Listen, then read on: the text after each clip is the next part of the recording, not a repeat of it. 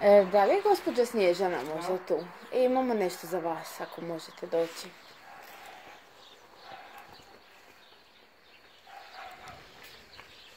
Da. Ćete nam pročitat?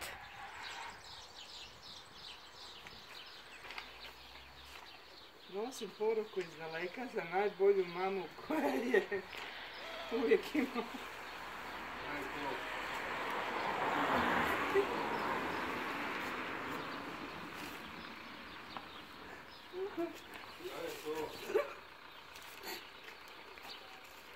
Sretan vam majčin dan. Ali imamo mi još jednu gospođu ovdje, gospođu Đurđicu. Imamo li gospođu Đurđicu ovdje?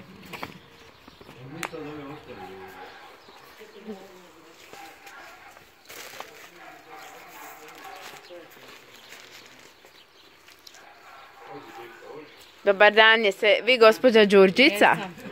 Hoćete nam pročitati jednu porukicu? Šta piše? Nisu mi potrebne neke velike riječi, hoću samo da te čestitam.